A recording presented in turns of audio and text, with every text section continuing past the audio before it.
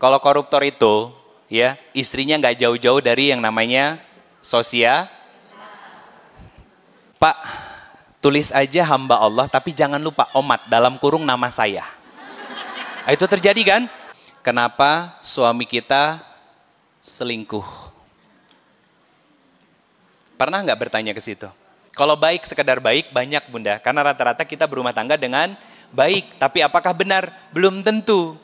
Selama ini yang mendidik, membesarkan anak siapa? Ibu atau ayah? Salah. Harusnya ayah.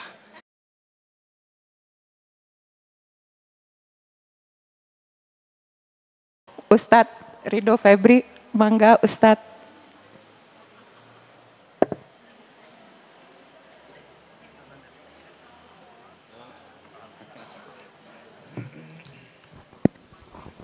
Bismillahirrahmanirrahim.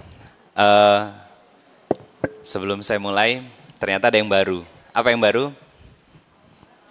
Tuh. Whiteboardnya baru. Insya Allah.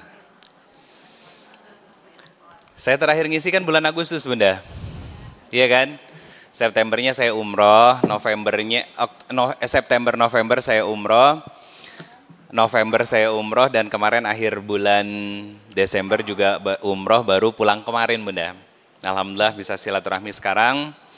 Dan ini dengan izin Allah jadi pembuka setelah libur panjang juga. Semoga bisa menjadi kebaikan.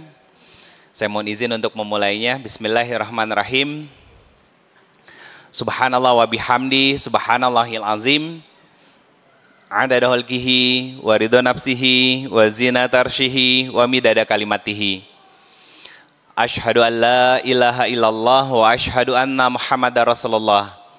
Allahumma shalli ala Sayyidina Muhammad. Salamu alaika ya Rasulullah sallallahu alaihi wasallam. Wa ala alihi wa ashabihi wa man tabi'ahum bi ihsan ila yaumiddin. Rabbi a'udzubika min hamazati syayatin wa a'udzubika rabbi ayahdurun. Subhanaka la ilma lana illa ma 'allamtana innaka antal alimul hakim. Shadaqallahul azim wa sadaqa Rasulullah sallallahu alaihi wasallam. Alhamdulillah, puji syukur kehadirat Allah Subhanahu wa taala.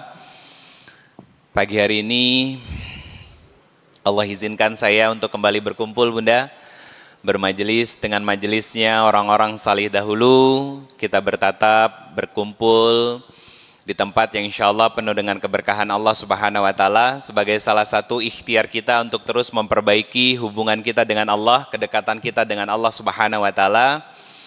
Dan semoga Allah ridho dengan ikhtiar kita pagi hari ini, di mana cuacanya enak ya bun, cedem. Ya. Enak buat ngapain? Nah, narik selimut, ya kan? Sambil di kasur setengah badan ditutup selimut sambil sarapan bubur hanet. Wah, enak banget. Terus minumnya teh tawar curot. Cocok ya? Tapi alhamdulillah malah Allah menggerakkan bunda semuanya untuk kita berkumpul di sini, bermajelis, dan ini semoga Allah ridho kepada kita sehingga mengumpulkan kita bukan hanya di dunia tapi juga mengumpulkan kita di dalam surganya Allah Subhanahu wa taala. Alhamdulillah, temanya tentang ridho menerima, ikhlas melepas. Kalau secara singkat ini tentang apa? Ujian. Masih tetap babnya tazkiyatun nafs. Kenapa masih babnya tazkiyatun nafs bunda? Karena ini yang harus benar-benar diselesaikan sama kita. Contoh sederhana begini, ini sebuah statement yang sangat saya aminkan dan ini terjadi sangat luar biasa di Indonesia. Dampaknya apa? Banyak dari kita yang secara mental siap menikah tapi tidak siap menjadi orang tua. Betul? Banyak ketika kita yang sudah melahirkan atau baru melahirkan mengalami baby blues. Kenapa? Ketika suaminya nggak siap menjadi seorang ayah, stres ketika anaknya bangun selalu di tengah malam, ya kan? Dan nggak mau bergantian dengan istrinya untuk menjaga, menggendong, menenangkan hati dari anaknya yang menangis. Akhirnya apa? Istrinya mengalami tekanan mental, ya kan? Dan akhirnya apa? Merasa bahwa anak itu menjadi sebuah masalah dalam kehidupan dia. Kan nggak siap mental untuk menjadi orang tua. Dan ketika anaknya tumbuh, kemudian melihat hal-hal yang negatif dari diri anak-anak kita, apa yang terjadi? Kita pun malah menyalahkan mereka dan lain sebagainya. Nah, ini kenapa bab tazkiyatun nafs itu lebih dalam, lebih luas pembahasannya, Bunda. Dengan berbagai macam tema yang sudah saya siapkan, tapi semuanya saya runutkan menjadi sebuah materi yang tujuannya untuk memperbaiki kehidupan kita. Terutama apa yang akan diperbaiki? Hati. Apa yang mau diperbaiki? Hati. Kenapa hati? Karena hati ini muara dari semua kehidupan. Baiknya hati, maka hidupnya akan baik.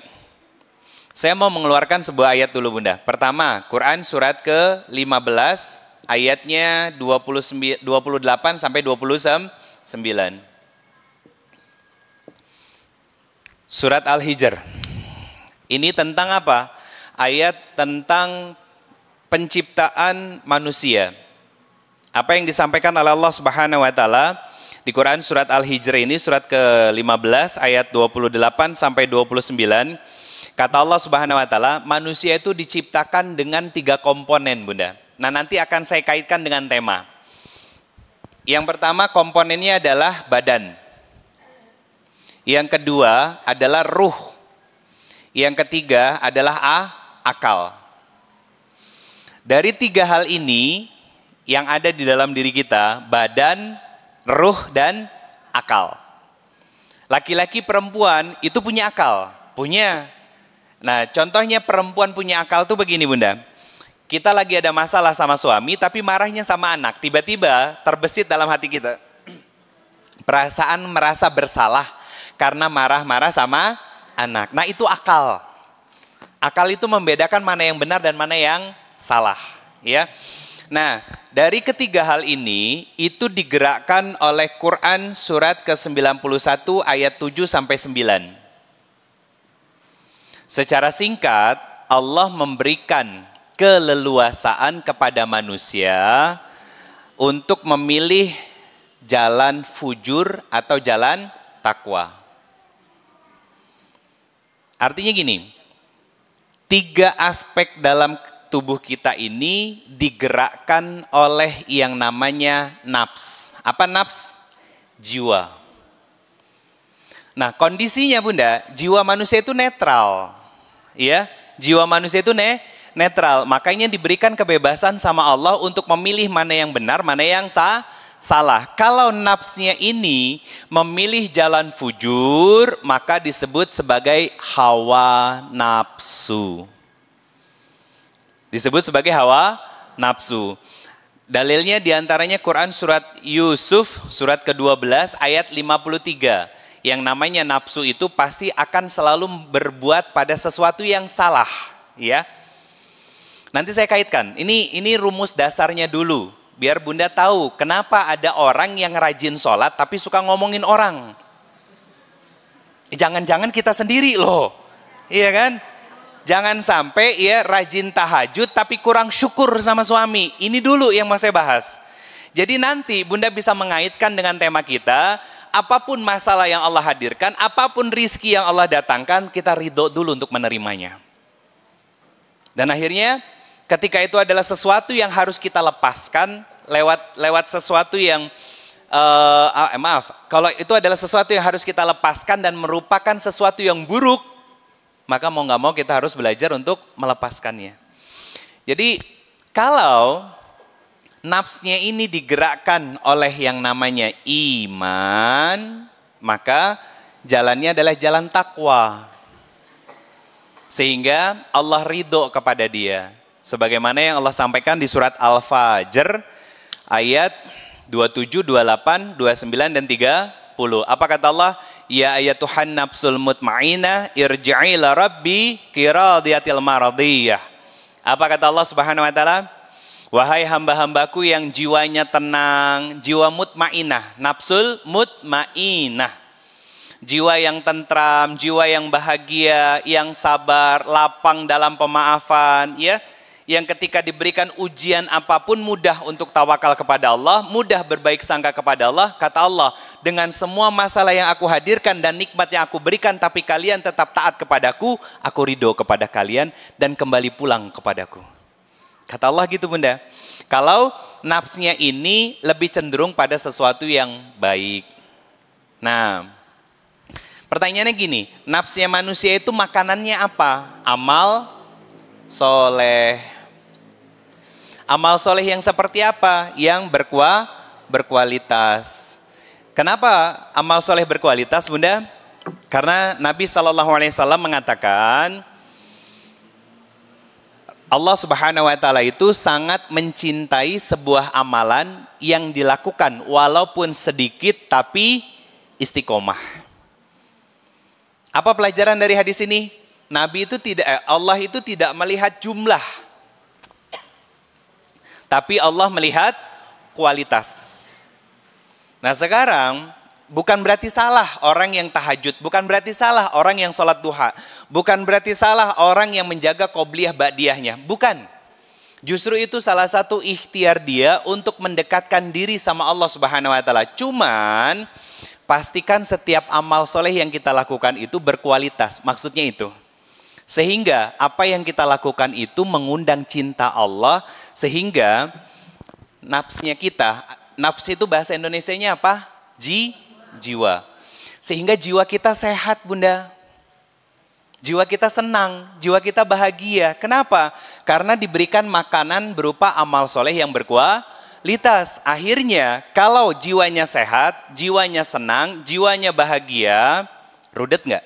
Nggak mungkin. Senang berkeluh kesah nggak? Nggak mungkin. Akhirnya apa? Jiwa yang senang, jiwa yang bahagia akan membuat pikirannya, akalnya dewasa. Kalau akalnya sudah dewasa, tubuhnya akan melakukan keburukan apa kebaikan? Pasti kebaikan. Nah, itu rumusnya. Sehingga apapun masalahnya dia akan mudah untuk ridho menerimanya. Berarti ada proses panjang bunda yang dilewati oleh dia untuk mengkondisikan jiwanya agar bahagia. Jadi yang bahagia itu bukan fisik. Mohon maaf, kita pakai baju baru, kita pakai baju bagus apalagi mahal. Pertanyaan saya, yang bahagia itu fisik apa hati? Salah, fisik. Hatinya belum bahagia bunda. Karena membahagiakan hati itu bukan dengan apa yang kita pakai, bukan dengan apa yang kita miliki. Nah ini rumusannya aja bunda udah salah. Yang bahagia itu baru fisiknya. Nah, kalau fisik yang bahagia berarti baru kesenangan. Contoh gini. Bunda ngelihat baju lucu. Ngelihatnya itu membuat bunda bahagia atau melihatnya membuat bunda senang? Senang, itu maksud saya. Menggunakannya juga pasti dengan senang. Apalagi kalau di sekujur badannya itu banyak labelnya, mereknya gitu kan. Yang harga bajunya, maaf ya, sampai ada yang 17 juta gitu ya. Itu bukan lagi senang, tapi berbangga diri dan jatuh pada kesombongan. Oh enggak juga Ustadz. Nah kalimat itu sudah penyangkalan dari bentuk kesombongannya. Sederhana kok bunda, simple. Jadi itu baru kesenangan saja. Nah akhirnya apa? Apakah jiwanya bahagia? No, belum tentu. Coba lihat, mohon maaf bunda. Apakah orang-orang yang berpakaian bagus dan mahal seperti itu adalah orang yang bahagia? Belum tentu. Apakah orang-orang yang memiliki kendaraan roda 4 bermerek dan harganya miliaran itu juga adalah orang yang bahagia? Belum tentu, tapi kelihatan hidupnya senang. Karena apa? Apa yang dia pakai hanya melekat di fisiknya saja bunda. Tapi tidak membuat hatinya, jiwanya berbahagia. Mereka ini ya kan adalah orang-orang yang nanti di kemudian hari akan menjadi langganan IGD dan UGD. Betul kan? Stres ya kan? Kemudian vertigo, pembuluh darah pecah, masuk kemana? Rumah sakit. Iya kan? Saya bukan menyalahkan, bukan bunda. Ini kita mengklasifikasikan dulu, membedakan antara senang dan bahagia, harus bisa dulu. Nah nanti baru saya kaitkan ke temanya. Kalau yang itu saja kita nggak bisa membedakan, maka kita nggak akan menemukan rumusan sejati dari kebahagiaan yang Allah mau. Makanya begini Bunda, contoh ya, Quran surat kedua ayat 189 dan Quran surat ke-23 ayat ke-1. Ini dua hal yang Allah sampaikan kepada kita. Pertama, Quran surat kedua ayat 189. Apa kata Allah? Wattaqullah la'allakum tuflihun. Apa kata Allah? Bertakwalah kalian kepada Allah, maka kalian akan bahagia. Ini pernah saya bahas di sini. Atau Quran surat 23 surat Al-Mu'minun. Apa kata Allah? Qad aflahal mu'minun. Apa kata Allah? Orang yang beriman itu pasti bahagia. Sekarang pertanyaan gini. Takwa, iman, itu di fisik atau di dalam jiwa dan hati kita? Ada kaitannya? Ada. Keridhaan dan keikhlasan di fisik atau di jiwa? Keikhlasan. Keikhlasan dan keridhaan kita itu ada di dalam fisik atau dalam jiwa kita? Jiwa. Makanya kebahagiaan itu saat jiwanya merasa senang dalam amal soleh yang berkualitas. Jadi kalau Bunda dikasih masalah sama Allah, dikasih ujian sama Allah masih gampang stres, berarti jiwanya sedang sakit. Maka bagaimana cara memperbaiki jiwa yang sakit itu? Mengobatinya, perbaiki amal solehnya dan buat berkualitas. Bagaimana cara agar amal soleh itu berkualitas? Belajar duduk di majelis ilmu. Dan itu prosesnya panjang Bunda. Saya mau cerita begini. Nabi SAW punya seorang putri Bunda. Namanya Zainab. Putri paling besar dari Rasulullah SAW, menikah dengan anak bibinya dari Zainab sendiri. Jadi ibu si suaminya ini adalah saudari perempuan dari Khadijah. Siapa nama suaminya?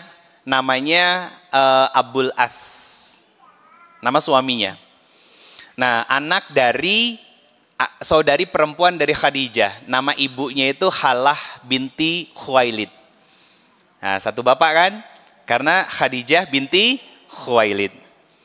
Nah, ini dulu itu diperbolehkan karena tidak dalam satu nasab. Kenapa? Yang bersaudara siapa? Yang perempuannya, bukan laki-lakinya. Ya. Oke, singkat cerita gini Bunda. Zainab dengan Abul As itu menikah dan Zainab itu lahir 10 tahun sebelum Nabi SAW menjadi Nabi dan Rasul.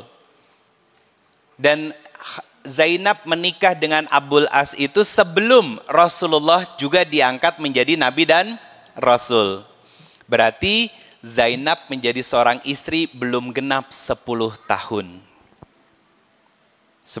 Belum genap 10 tahun, tapi kelincahan kedewasaannya karena dididik oleh seorang ibu yang sangat luar biasa, ibu yang sangat dewasa, ibu yang sangat matang, ibu yang sangat berpengalaman menjadi seorang ibu, maka Zainab itu sudah matang di usia yang kurang dari 10 tahun itu Bunda.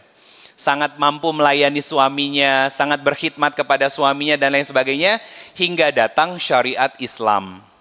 Maka Zainab begitu mencintai suaminya, juga mencintai ayah dan ibunya. Apa yang dilakukan sama Zainab? Masuk ke dalam Islam, mengikuti agama dari ayahnya. Bagaimana dengan Abul As? Menantu dari Rasulullah SAW, belum berislam sama sekali Bunda. Sampai akhirnya di salah satu perang yang terjadi, suami dari Zainab ini ditawan oleh kaum muslimin. Apa yang dilakukan sama Zainab? Zainab waktu itu di Mekah Bunda, sedangkan Rasulullah sudah di Madinah. Apa yang dilakukan sama Zainab? Zainab mengirimkan suatu barang, dititipi oleh sahabat yang lain, tujuannya untuk menebus suaminya. Barang itu diberikan kepada Rasulullah SAW yang notabene-nya adalah ayah dari Zainab. Dan ayahnya sangat mengenal betul benda yang diberikan oleh putrinya itu. Kenapa? Karena itu adalah kalung kesayangan dari istri tercintanya yang sudah tiada. Jadi kalung itu diberikan kepada Zainab saat Zainab menikah, Bunda. Sebagai hadiah dari Khadijah. Hati seorang ayah mana, Bunda? Yang tidak, tidak sedih ya, ketika putrinya menitipkan sebuah barang yang merupakan barang itu adalah barang yang paling dicintai oleh istri tercintanya dia, yang diberikan kepada putri tercintanya beliau sallallahu alaihi wasallam, ya kan? Dan kemudian dijadikan barang untuk menebus laki-laki yang dicintai oleh anak kesayangannya. Maka Nabi sallallahu alaihi wasallam mengatakan dengan kalimat indah, meminta izin kepada para sahabat yang lain untuk membebaskan Abul As dengan jaminannya Rasulullah SAW dan mengembalikan kalung itu kepada Zainab. Dan Rasulullah sebagai pemimpin, Bunda, bisa nggak melakukannya saja tanpa izin kepada sahabat? Bisa, tapi Nabi meminta izin kepada para sahabat untuk menjaga adab Nabi sebagai seorang ayah dan juga sebagai seorang pemimpin kepada bawahannya. Kalau itu kenapa? Kalau ada seorang suami yang kemana-mana izin sama istrinya, bilang sama istrinya, itu bukan suami takut istri. Tapi suami yang menghargai keberadaan istrinya dan ingin menjaga perasaan dan hati dari wanita yang dicintainya, yaitu istrinya. Kalau sekarang kan banyak kan suami kalau nggak ditanya nggak bunyi. Iya kan? Kalau nggak ditanya nggak jawab ada di mana. Tahu-tahu lagi di mana, lagi di mana, lagi di mana. Itu umumnya seperti itu, Bunda. Walaupun kebanyakan nggak begitu, tapi umumnya seperti itu. Nah, singkat cerita, Bunda, Abul As dibebaskan, tapi dengan syarat. Syarat yang harus disampaikan oleh Abul As kepada Zainab. Begitu sampai ke kota Mekah, ya. Ini ada kisahnya. Nah, nanti saya kaitkan dengan materi yang saya sampaikan sebagai pondasi dasar dan nanti berkaitan dengan tema, ya. Akhirnya Abul As pulang ke kota Mekah, Bunda. Sesampainya di kota Mekah, ketemu dengan Zainab. Coba bayangin, istri yang sudah cukup lama tidak berjumpa dengan suaminya, ada perasaan sedih, perasaan gelisah karena kondisi suaminya juga ditawan oleh kaum muslimin, ya kan? Walaupun dia punya keyakinan ayahnya tidak akan pernah menzolimi sedikit pun dari para tawanan yang ada, ya kan?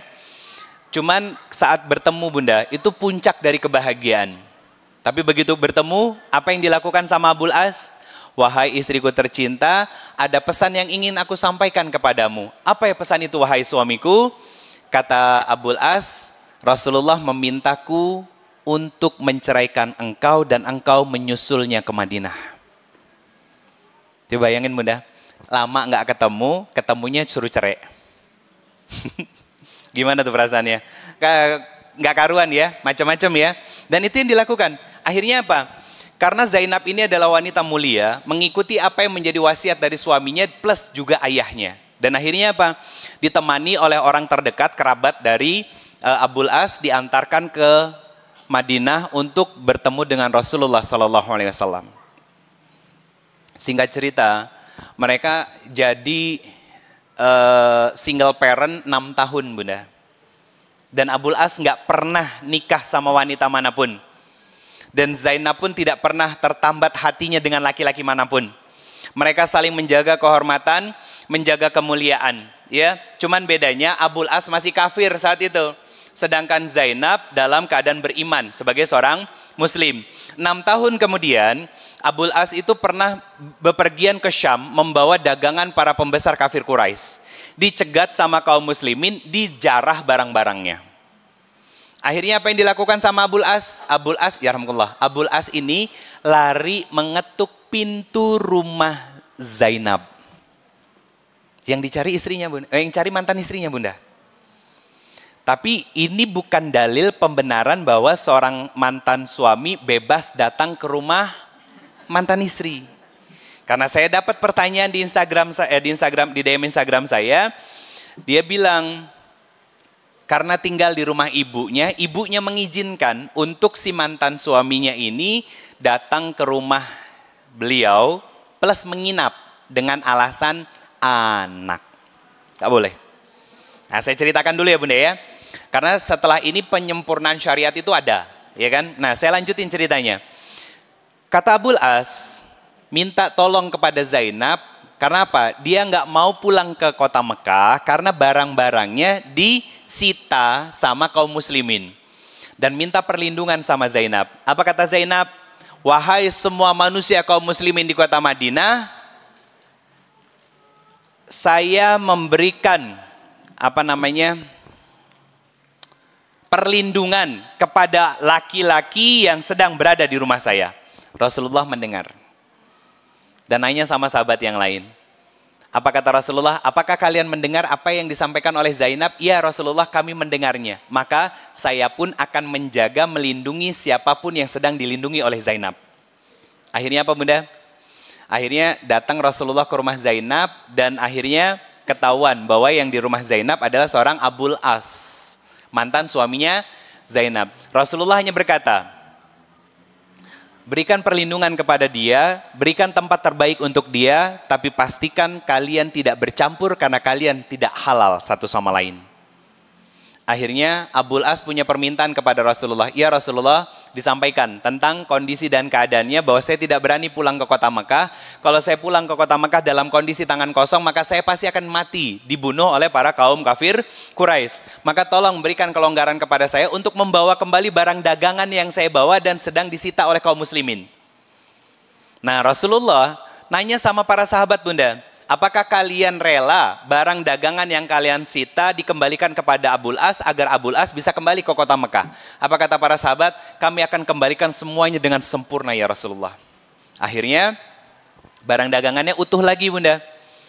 Dan Nabi SAW mengizinkan Abul As untuk kembali ke kota Mekah. Semua barangnya sudah dikembalikan kepada para pemiliknya plus keuntungannya dan lain sebagainya.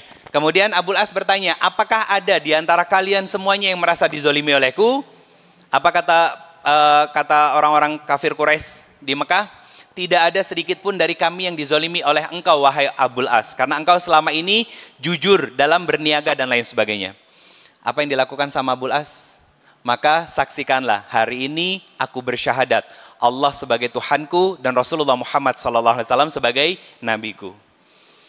Selesai itu bunda, datanglah ia ke kota Madinah, menghadap Rasulullah, mengulang syahadatnya, dan kemudian dipersatukan lagi oleh Zainab. Tapi usia pernikahannya nggak lama, hanya 1 tahunan, kemudian Zainabnya meninggal. Kenapa Zainab meninggal? Karena saat keluar dari rumah Abul As, saat mereka berpisah, ya, itu Zainab sedang mengandung, sedang hamil, dikejar sama bangsa kafir Quraisy. Akhirnya Pak, dipukuli sampai keguguran janinnya. Nah, sakit itu masih ditahan bertahun-tahun sampai akhirnya menjadi salah satu penyebab dari meninggalnya Zainab, putri dari Rasulullah Muhammad SAW. Apa pelajarannya bun? Itu berkaitan dengan keridhaan kan? Jadi gini, dipisah sama Allah pas lagi sayang-sayangnya, coba. Betul kan? Ada keikhlasan di dalamnya. Oh, Masya Allah bunda. Jadi kisah putra-putri Nabi itu bunda, bukan hanya kisah romansa cinta dari Fatimah Az-Zahra dengan Sayyidatina Ali saja yang saling memendam cinta satu sama lain. Tapi Zainab binti Muhammad SAW ini pun tidak kalah luar biasanya. Tentang apa? Nilai keikhlasan, nilai keridhaan. Dipisahin sama Allah pas lagi cinta-cintanya, coba. Kalau pisah, cerai, lagi masalah, biasa. Emang hidupnya bermasalah kan? Ini putrinya Nabi, dua-duanya keluarga yang sangat salih, ya kan? Kenapa? Abul As sama Zainab ketemu nasab dari ibu di kakeknya, di Khuwailid, kakek dari Zainab juga kakek dari Abul As. Nah, kalau ke atas dari pihak Rasulullah SAW, kalau nggak salah itu tingkat ke-4 sampai ke-5 di Abdi Manafnya. Itu masih satu nasab bunda. Berarti kan orang baik, orang soleh, orang terpandang, orang besar di Mekah dan Madinah dipisahkan sama Allah untuk sementara. Lihat apa yang dilakukan sama Zainab, apakah merana? Apakah baper? Apakah rudet kayak kita? Enggak. Dipisahin pas sayang-sayangnya, fokusnya pada apa? Allah. Ngapain? Meningkatkan amal soleh berkualitas. Akhirnya jiwanya bahagia, Bunda. Jiwanya bahagia dan siap menerima bahwa itu adalah takdirnya Allah. Itu ketetapannya Allah. Itu maunya Allah. Bukan maunya saya. Maka setiap Allah punya mau, pasti punya tujuan. Nah, apa tujuan Allah? Itu yang kita nggak tahu. Maka biarkan Allah yang membuka tujuannya itu jadi pelajaran untuk kita. Apa diantaranya? Mengajarkan tentang nilai-nilai keikhlasan dan keridhaan dalam menjalani kehidupan dan tunduk patuh pada setiap apa-apa yang jadi takdirnya Allah. Apa yang menjadi ketetapannya Allah Subhanahu wa Ta'ala. Artinya, Bunda, kita nggak punya kuasa apapun terhadap diri kita, jangankan terhadap pasangan kita, ya. Jangankan terhadap anak-anak kita, jangankan terhadap orang tua kita atau orang lain lebih luas. Terhadap diri kita pun kita nggak punya kuasa sama sekali, Bunda. Maka jangan pernah berharap dan berekspektasi kita mampu merubah suami kita. Kalau Allah belum mengizinkan, maka belum terjadi. Mami syak dudu gitu.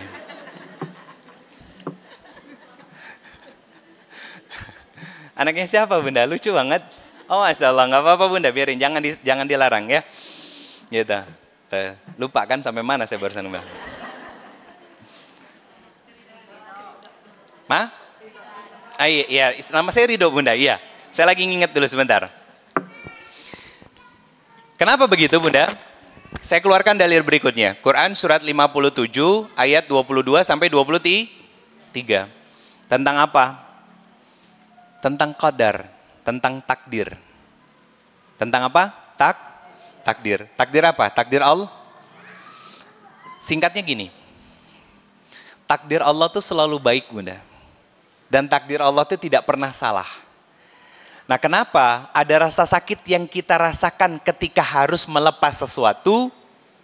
Ya, karena kita merasa memiliki. Kalau sedih itu beda, Bunda, sama sakit hati. Sedih itu manusiawi. Kenapa? Karena Nabi juga sedih saat ditinggal oleh Khadijah, saat ditinggal oleh pamannya, saat ditinggal oleh putra-putrinya yang masih kecil-kecil meninggal di tangan dan di pangkuan Rasulullah SAW. Itu manusiawi. Tapi yang nggak boleh itu adalah rasa sakit hati yang terjadi dan terus berulang bertahun-tahun. Berarti ada yang salah sama diri kita. Contoh gini, Bunda, mohon maaf. Ini sebenarnya video lama. Tapi sampai sekarang masih rame ternyata di Instagram saya. Tentang apa? Tentang statement saya begini, Bunda. Saya mengatakan dalam sebuah podcast dengan seorang Ustadz Sony Abikim. Semoga Allah merahmati beliau dan menjaga beliau selalu. Apa yang saya sampaikan? Saya sampaikan bahwa kenapa suami kita nggak berubah? Kenapa suami kita nggak kunjung menjadi baik? Kenapa suami kita tidak kunjung dekat dengan Allah Subhanahu wa Ta'ala? Saya jawab dengan sederhana. Mungkin bisa jadi kita sebagai seorang istri, menurut Allah memang belum layak mendapatkan suami yang soleh. Kan? Makanya saya disalahin, Bunda. Ustadz, bagaimana dengan Siti Asiyah? Wah, udah langsung mendadak para ustazahnya datang. Ustazah dadakan. Tapi nggak paham konteks apa yang saya sampaikan, Bunda. Jadi mereka banyak yang menghakimi saya dan lain sebagainya. Merasa kurang sepakat dengan kalimat yang saya sampaikan. Saya tidak butuh sepakat atau tidak sepakat. Karena pelajaran yang ingin saya sampaikan adalah kenapa seorang Abul As itu bisa menjadi seorang muslim. Saya yakin tidak lepas dari doa istrinya yang solehah. Berarti kan Zainab mempersiapkan dirinya, Bunda. Seperti halnya Khadijah, Bunda. Apakah pernah terbayang sama Khadijah sebelumnya akan bersuamikan seorang Nabi dan Rasul? Tidak, tapi itu menjadi harapan terpendam dari seorang Khadijah. Akhirnya apa yang dilakukan oleh Khadijah? Mempersiapkan dirinya, semoga saja takdir Allah itu jatuh kepada dirinya. Dan betul, Allah mentakdirkan Khadijah menjadi sebaik-baiknya wanita di muka bumi dan di dalam surganya Allah Subhanahu wa Ta'ala yang telah mendampingi manusia terbaik di muka bumi ini. Jadi kita sebagai seorang istri nih, Bunda, ya, posisi suami kita sekarang seperti apapun dia, maka itu menggambarkan tentang kualitas kedekatan kita dengan Allah. Mohon maaf ya. Pernah ngeliat nggak suaminya seorang koruptor? Berarti kan bukan sekali dua kali ya. Tapi istrinya solehah. Belum. Kalau saya belum. Kalau koruptor itu, ya istrinya nggak jauh-jauh dari yang namanya sosial.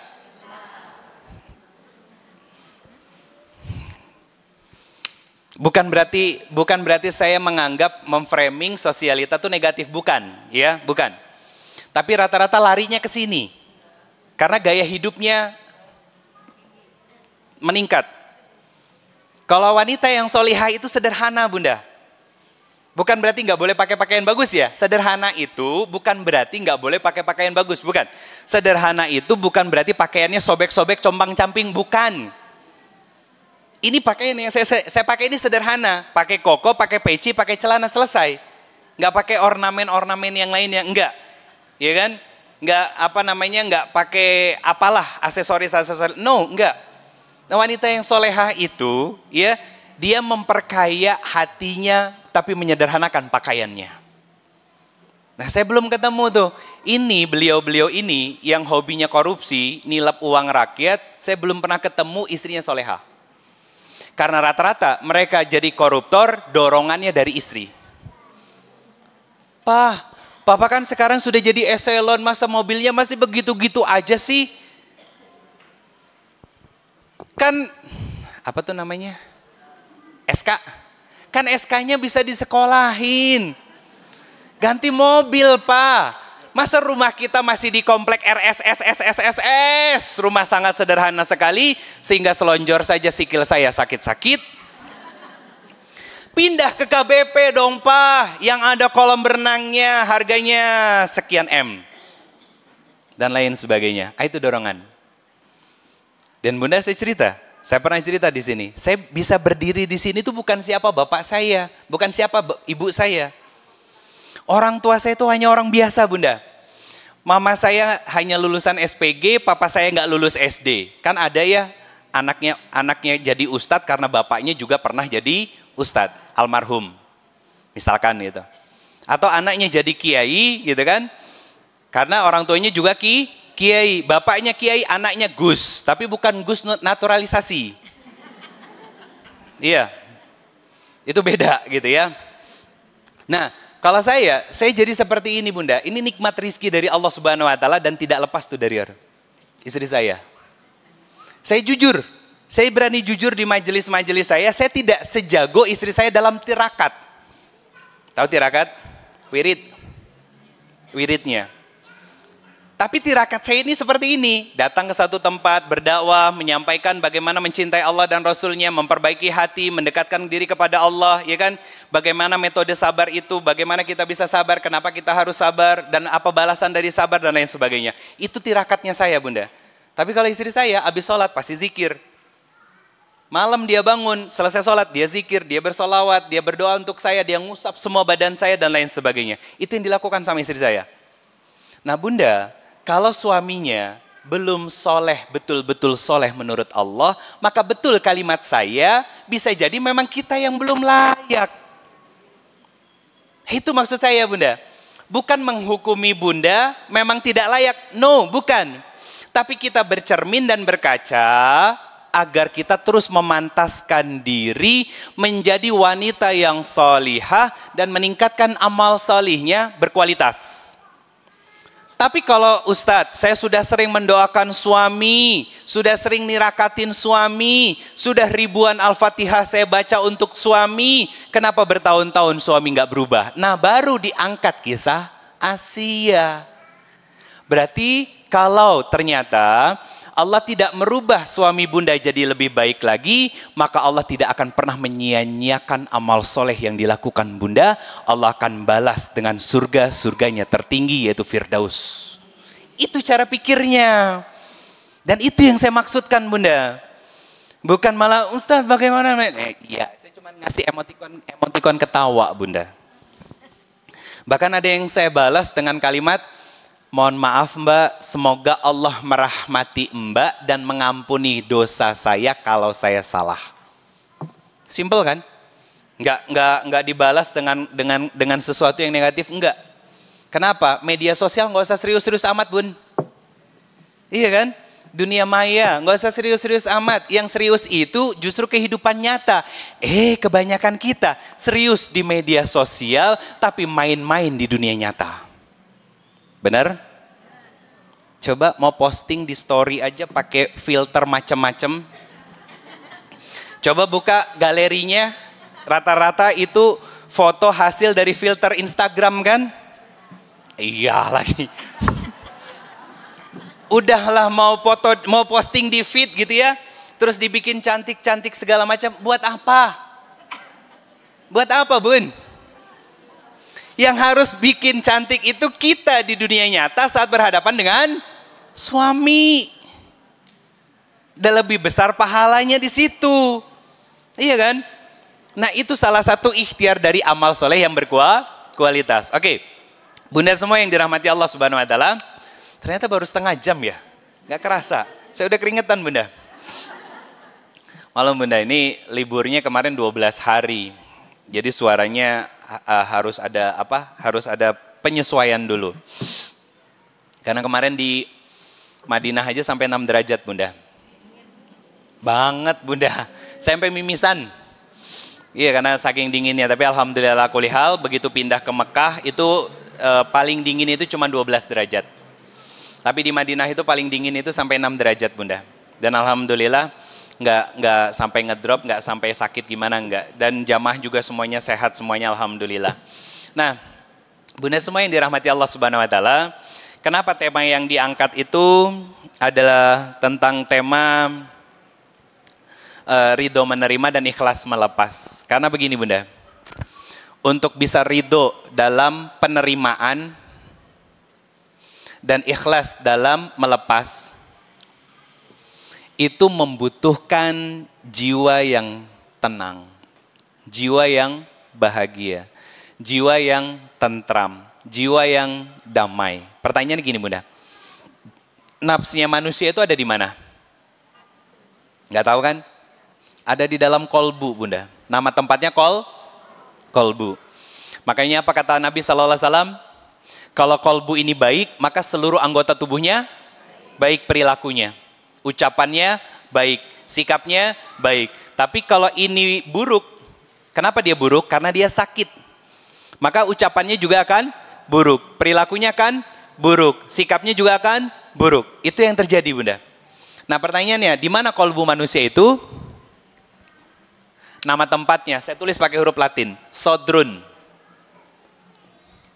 Di mana sodrun itu berada? Relung jiwa nih Bunda. Nama bahasanya relung jiwa. Kalau lagi takbir, Allahu Akbar, tangan sedekap di sini. Nah ini sedang menutupi posisi dari kolbunya kita. Atau letak tempatnya namanya sodrun. Makanya Bunda kalau lagi jengkel, kalau lagi kesel, ya istighfar ngusap dada apa ngusap jidat? Dada. Ya, karena ini yang jengkel, kesel, panas ya. Rasanya kayaknya gondok gitu ya kan, tebel pokoknya. Dan lain sebagainya. Nah yang diusap itu dada, ininya. Nah apa yang diusap itu? Pengaruh bisikan setan. Nah cuman masalahnya gini Bunda. Setan itu ya, satu mempengaruhi hawa nafsu. Yang satu lagi meninggalkan jejak pengaruh setan. Kalau kita istighfar, jejak pengaruh setannya hilang. Kalau cuman istighfar.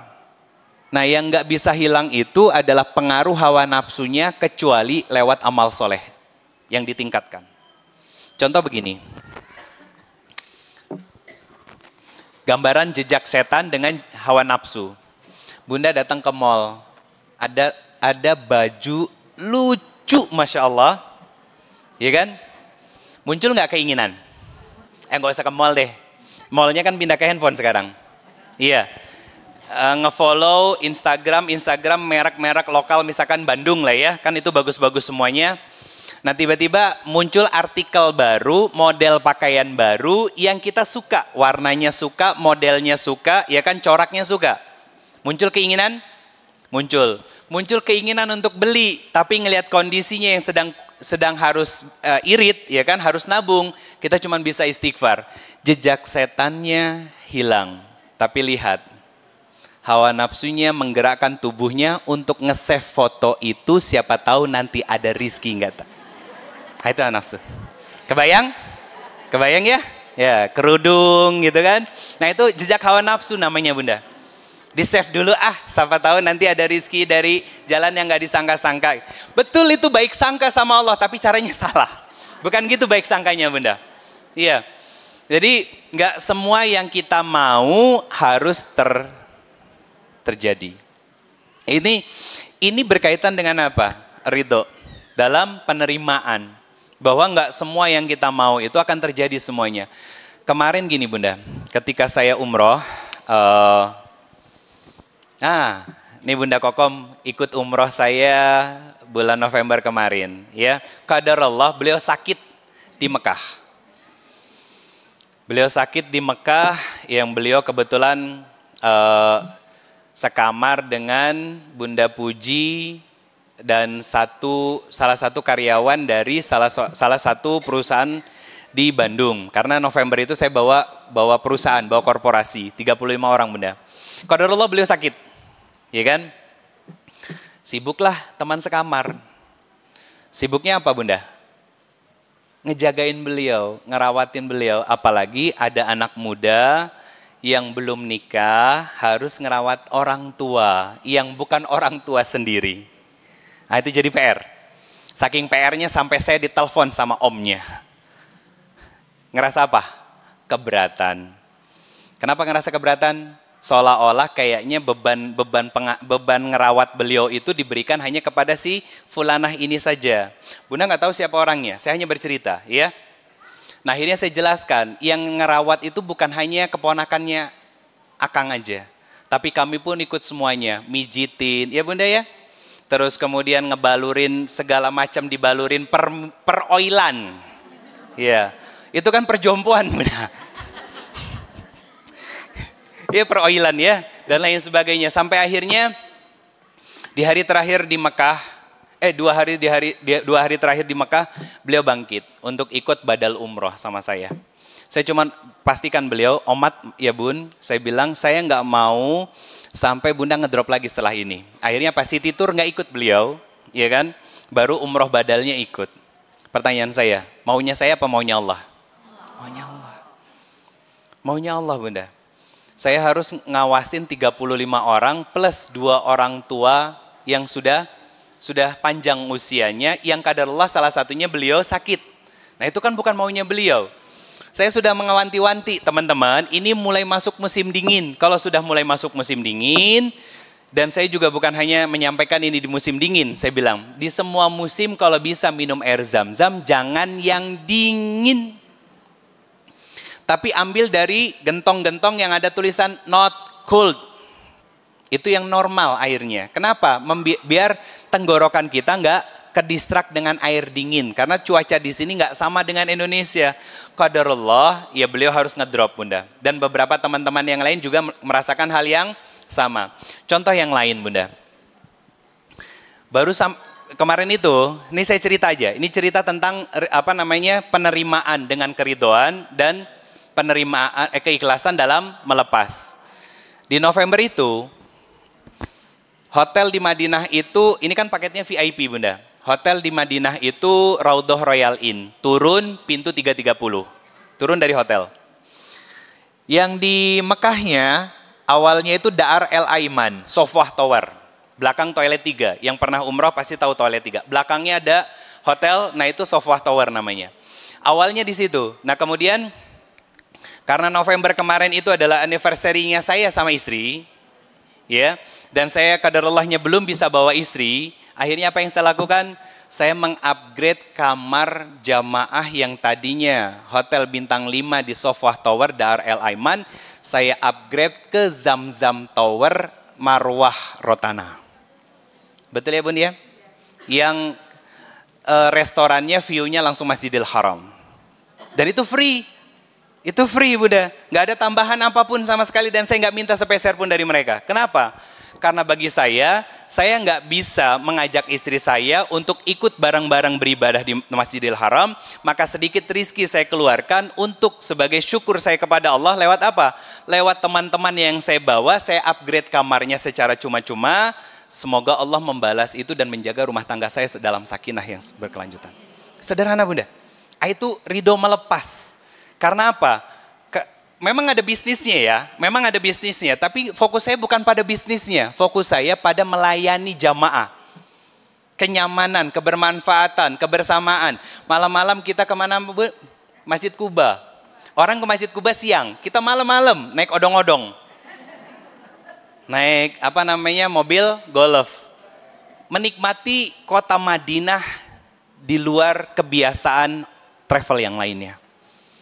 Dan itu saya bareng-bareng semuanya 36 orang Bunda, sama saya sendiri. Emang bayarnya masing-masing ya 10 real. Tapi kebersamaannya itu yang mahal. Nah Bunda, itu bahagia atau senang? Itu bahagia. Kenapa itu bisa disebut bahagia? Karena ada amal soleh di dalamnya dan tujuannya untuk meningkatkan kualitas kedekatan kita dengan yang lainnya. Jadi akhirnya apa? Satu sama lain saling merasa bahagia. Satu sama lain saling merasa senang. Dan lain sebagainya. Nah itu tentang ridho melepaskan. Kalau yang saya tahu Bunda ya. Kalau yang saya tahu. Banyak dari kita yang sulit untuk mengeluarkan uang lebih untuk sesuatu yang menyenangkan. Dan menyamankan. Betul nggak? Nggak sedikit dari kita begini. Orang mau sedekah. Orang mau sedekah, datang ke masjid. Pak, tulis aja hamba Allah, tapi jangan lupa omat dalam kurung nama saya. Itu terjadi kan? Iya kan? Dia ridho nggak untuk melepaskan hartanya? Enggak. Karena apa? Merasa memiliki. Merasa memiliki. Kayak Bunda, mohon maaf. Ada yang sudah ditinggal sama suaminya, meninggal lebih dulu. Kalau sampai sekarang sudah bertahun-tahun masih sedih, manusiawi. Karena Bunda sudah bertahun-tahun bersama. Tapi jangan sampai ada kemelekatan dalam diri kita merasa memiliki. Nah, contoh begini. Rasa memiliki itu bagaimana gambarannya? Ketika diambil sakit hati. Ketika tidak sesuai dengan apa yang kita inginkan, kecewa. Itu cirinya Bunda. Bunda selama ini sebagai seorang istri, mohon maaf, yang saya katakan yang sudah menikah dulu. Bunda sebagai seorang istri selama ini banyaknya merasa bahagia atau sakit hati dan kecewa. Ayo jujur. Semuanya. Semuanya. Ya, Bunda kita coba mengklasifikasikan dulu ya. Iya. Ayo kita jujur. Karena gini, kalau yang kita rasakan lebih banyak sakit hati dan kecewanya, terlukanya, berarti selama ini ada kemelekatan di dalam hati kita merasa memiliki suami kita. Akhirnya apa? Akhirnya kita tidak siap dengan kekurangan yang dilakukan dan kesalahan yang dikerjakan oleh pasangan kita kepada kita Bunda. Akhirnya apa? Gampang kecewa, gampang sakit hati, gampang terluka. Sederhananya, saya tutup dengan satu kalimat. Karena terlalu berekspektasi dengan pasangan kita. Maka pasti akan mudah kecewa. Nah, teman-teman yang sendiri. Saat lagi sendiri, ada nggak ujiannya? Ada. Apalagi pas momen lebaran, ketemu sama keluarga. Teteh, kapan nikah? Sudah nikah ditanya, teteh kapan punya anak? Udah punya anak, teteh kapan nambah? Itu ujian, bertahap Bunda. Nah sekarang, kalau ternyata kita merasakan sakit hati, berarti ada ekspektasi yang tanpa sadar kita sematkan kepada keluarga kita. Apa ekspektasinya? Kita berekspektasi bahwa, oh kita sudah menikah, mereka akan bahagia menerima kita. No, belum tentu.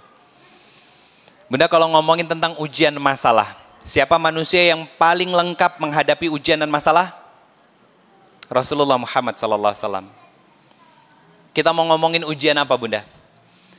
Ujian ditinggal anak-anaknya Rasulullah sudah. Makanya saya tidak pernah mengatakan, iya ada orang yang cerita sama saya sama istri misalkan, dalam pernikahan saya sama istri yang masuk tahun ke-14 sekarang bunda. Dan mohon doanya Allah jaga terselalu sampai Allah wafatkan dan dikumpulkan lagi di dalam surganya Allah. Saya nggak pernah mengatakan ketika ada orang yang curhat tentang masalah rumah tangganya, saya bilang, teteh yang sabar. Enggak. Kenapa saya nggak bilang begitu? Karena mereka selama ini sudah sabar. Yang dibutuhkan itu bukan itunya bunda. Contoh begini. Pernah nggak terfikirkan sama bunda, mohon maaf ya, pernah nggak terfikirkan sama bunda, kenapa, saya hapus dulu ya. Tuh, bisa dihapus, pakai tisu basah. Maaf ya, kenapa suami kita cuek? Kenapa suami kita kasar? Kenapa suami kita keras? Kenapa suami kita pendiam? Maaf ya, saya tambahin. Kenapa suami kita selingkuh? Pernah nggak bertanya ke situ? Jarang. Kebanyakan dari kita menyalahkan pasangan kita. Suami yang terkesan cuek. Kenapa sih papa selama ini cuek sama mama? Satu. Kemudian suami kasar. Selama ini mama kurang sabar sama papa, kurang sabar apa sama papa? Papa kasar sama mama, keluar kebun binatang, mama masih bisa diam sama papa dan lain sebagainya. Dua, ya. Suami keras kepala. Ya kan? Kemudian bahkan sampai suami selingkuh, ya. Saya bukan mendoakan itu bunda, tapi maksud saya begini, pernah nggak kita bertanya, kenapa suami itu cuek? Kenapa suami itu keras kepala? Kenapa suami itu pemarah? Dan bahkan kenapa dia menyakiti kita yang sudah bertahun-tahun mendampinginya lewat perselingkuhan? Pernah? Jarang. Itu kenapa berpikir seperti itu butuh akal bunda, bukan butuh perasaan.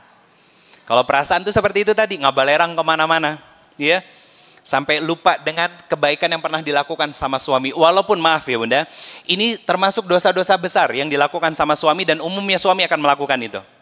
Pertanyaannya, kenapa suami cuek? Kenapa suami keras? Kenapa suami kasar? Kenapa suami pendiam? Kenapa suami kita maaf? Selingkuh? Jawabannya karena mereka punya hutang pengasuhan. Tahu hutang pengasuhan? Kenapa ada seorang suami yang cuek? Karena saat dia kecil, sebelum dewasa seperti sekarang, dia mau nyampein pendapat sama orang tuanya, gak pernah diberikan ruang untuk bertukar pikiran sama ayahnya. Pernah kepikiran sampai situ? Jarang. Bahkan gak sedikit dari kita sebagai seorang istri, ya mau gimana lagi nak, bapak kamu memang begitu. Itu benar-benar menerima atau terpaksa menerima?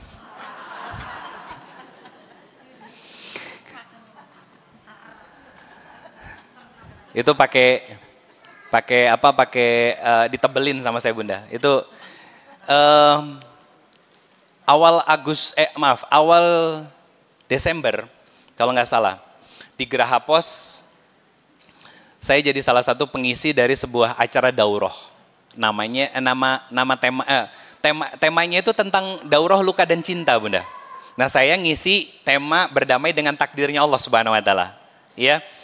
Saya ngebahas sedikit tentang hashtag yang populer sekarang, wanita independen.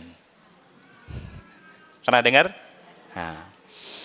Atau hashtag yang lain yaitu wanita mandiri. Pertanyaan saya, emang ada wanita independen? Ayo jujur. Bunda-bunda nih, yang kemana-mana nyetir motor sendiri, yang kemana-mana pakai mobil sendiri. Nih ini lagi ngalamin ini. Sadar tuh? Enggak. Bunda nganter anak sendiri. Bunda jemput anak sendiri. Yang kadang belanja bulanan juga sendiri. Kebayang bunda? Di lampu merah misalkan setopan samsat noh. Yang sekian menit ya. Selek di depan, paling depan, dekat barisan para pengendara motor, hujan gede, tiba-tiba ada pengendara motor berhenti di sampingnya. Ternyata dia seorang laki-laki, di belakangnya istrinya lagi nangkep, nggak pakai jas hujan.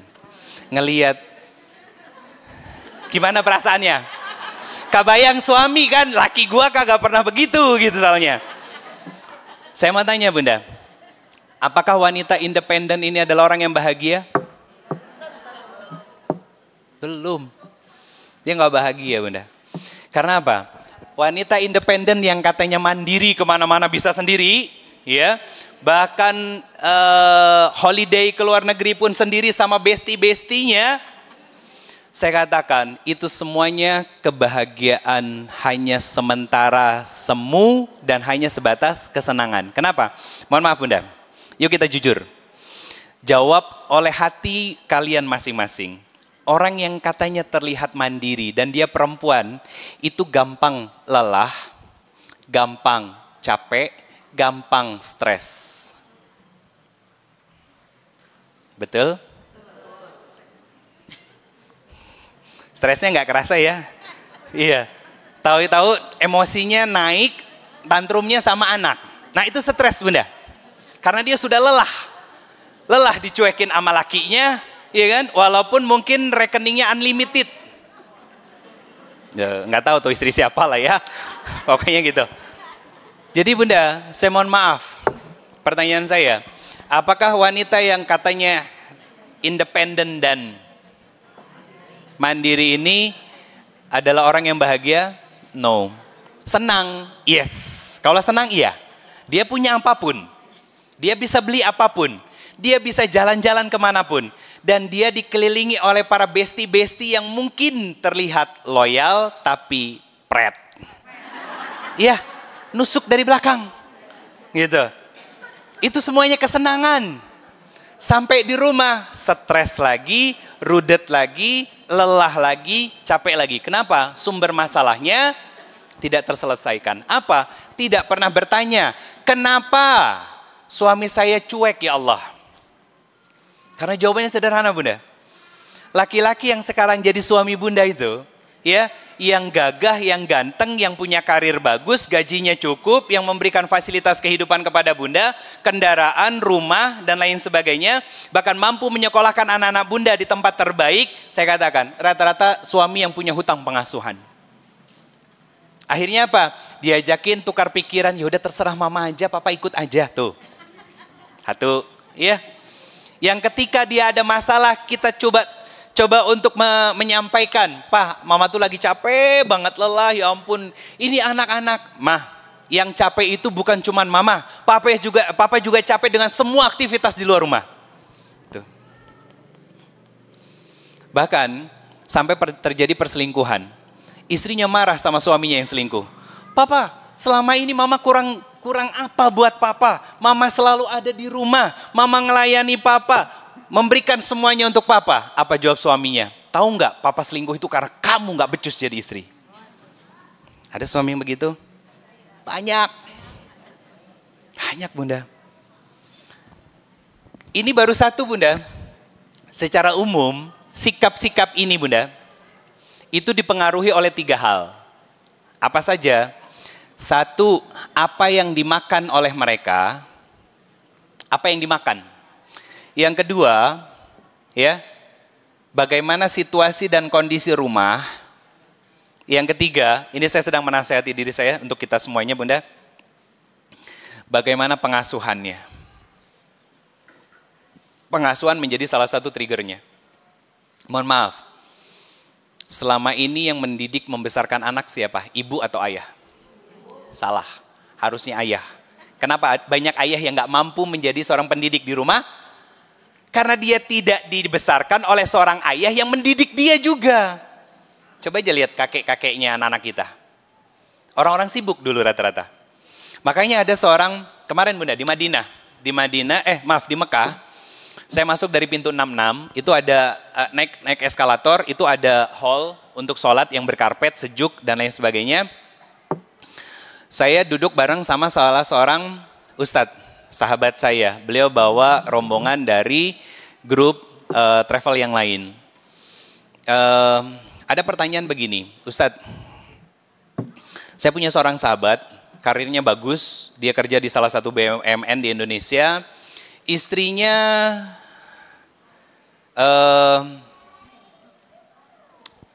mantan putri Indonesia. Oke, nggak usah dicari, nggak usah kepo, dosa sendiri nantinya. Ya, oke. Saya titikin dulu di situ, biar nggak kepo ya. Oke. Nah, si suaminya ini dapat beasiswa untuk kuliah double degree di Australia dan di Inggris. Yang di Australia selesai, mau menuntaskan yang di Inggris. Selesai yang di Inggris, mau ngajak istrinya pulang ke Indonesia, nggak mau. Ketika dinasehatin, istrinya cuma bisa nangis. Nah, akhirnya saya bilang, Bang, maaf. Satu, istrinya aktif nggak di media sosial? Aktif banget Ustadz, oke. Kenapa Ustadz? Belum, saya belum selesai. Yang kedua, coba tracking. Bagaimana, sepengetahuan abang, bagaimana orang tua dari si perempuan ini? Masya Allah, orang tuanya orang tua sibuk Ustadz. Oke, note kedua. Yang ketiga, saya bilang, pertanyaannya gini, kenapa dia mau ikut dalam sebuah ajang bergengsi di Indonesia ini? Ini akan menjawab 3 poin ini. Saya bilang begini, kenapa yang pertama saya tanyakan di media sosial dia aktif atau enggak? Dan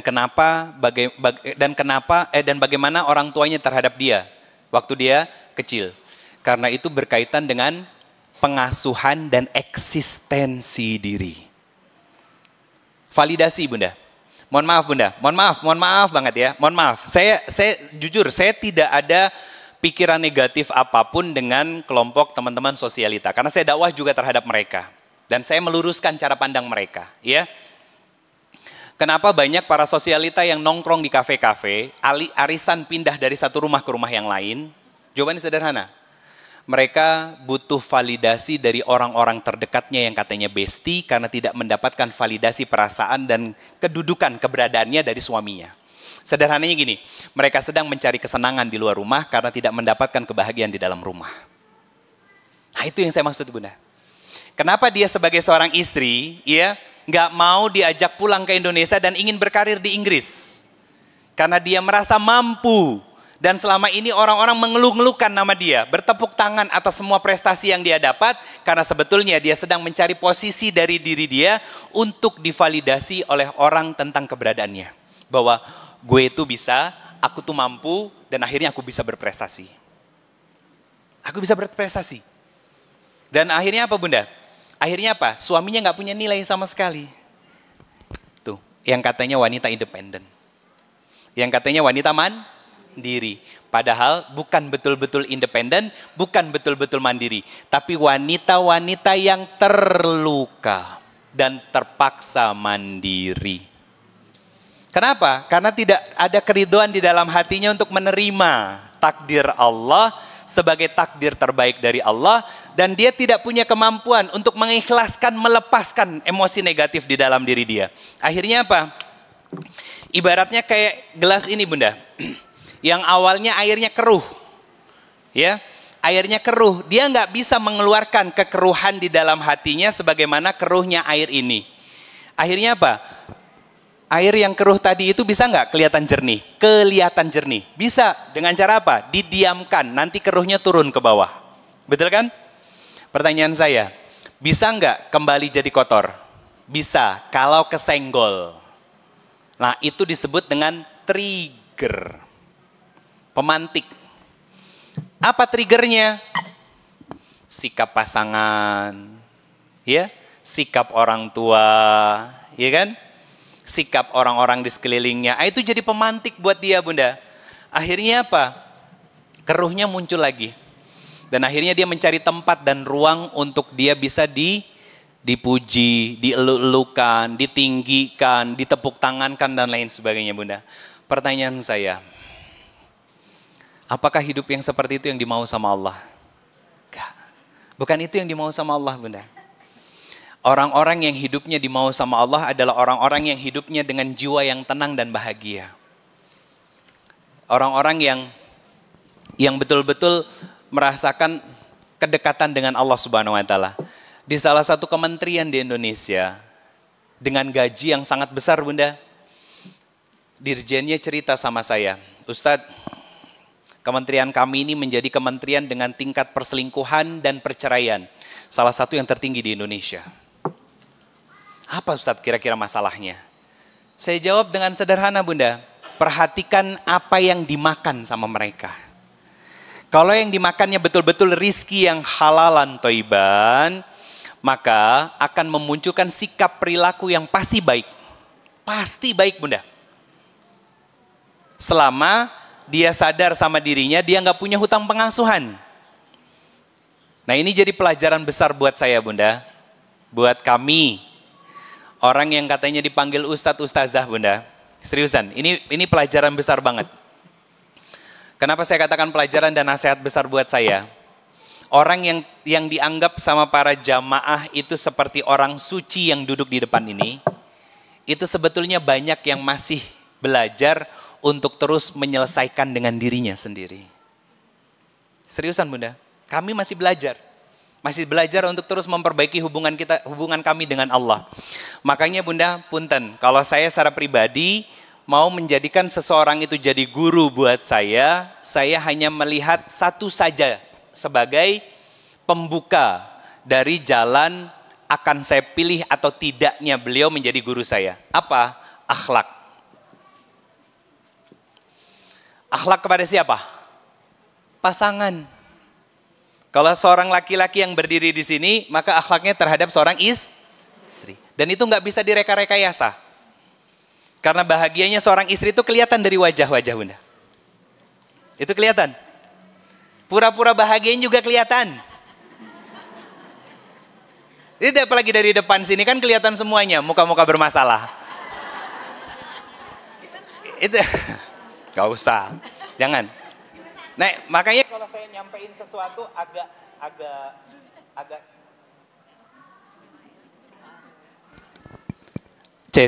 agak kesepet sedikit, iya. Atau agak kecabok sedikit, itu dengan izin Allah Bunda. Artinya Allah pengen memperbaiki kehidupan kita jauh lebih baik lagi. Karena apa? Karena apa yang terjadi dengan hidup kita itu nggak jauh beda dengan orang-orang di sekitar kita. Makanya di awal yang saya sebut adalah masalah ujian. Nah ujian itu kan pada kesempatan sebelumnya saya sampaikan, apa? Bukan hanya tentang kesedihan, bukan hanya tentang kesempitan, tapi juga tentang kesenangan yang sering kita lupai untuk kita syukuri. Sehingga akhirnya apa? Senangnya dicabut, dibalikin sedihnya sama Allah.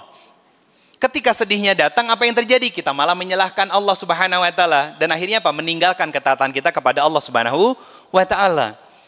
Dan ini yang saya sampaikan kemarin Bunda ke teman-teman ketika saya umroh bareng sama teman-teman di periode September, November, Desember.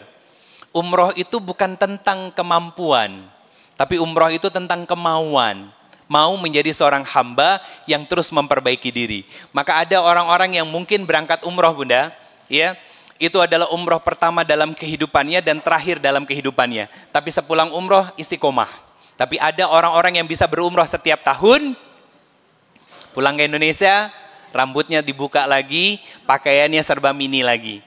Ya, nah itu belum ditetapi oleh Allah hidayah di dalam jiwa mereka. Kenapa? Bukan hidayahnya nggak datang, tapi dia nggak mau mengambil taufik dari Allah Subhanahu Wa Taala bahwa perempuan itu wajib menutup aurat, bahwa laki-laki itu harus menjaga kehormatannya dan lain sebagainya. Nah ini tentang ridho menerima, ikhlas melepas Bunda. Kematangan jiwa kita itu diukur dari amal soleh berkualitas yang kita kerjakan. Makin senang Bunda melakukan tirakat-tirakat amal soleh, makin tenang jiwanya. Makanya Allah mengatakan di surat Ar-Ra'd, kata Allah Subhanahu wa taala, ala bizikrillahi tatmainul qulub. Orang yang berzikir kepada Allah, berarti berzikir itu ingat dan sebut. Jadi bukan hanya mengingat Allah, bukan hanya menyebut Allah Bunda, tapi dua-duanya dilakukan sama dia di waktu yang bersamaan. Artinya gini, ketika lisannya mengatakan alhamdulillah, maka hatinya meyakini dengan semua nikmat yang diberikan oleh Allah. Berarti semua nikmat diberikan oleh Allah, itu sebagai bentuk syukurnya dia. Bukan hanya sekadar alhamdulillah, Allahu Akbar, bukan Bunda. Nah itu yang disebut dengan kalimat ala bizikrillahi tatma'innul qulub.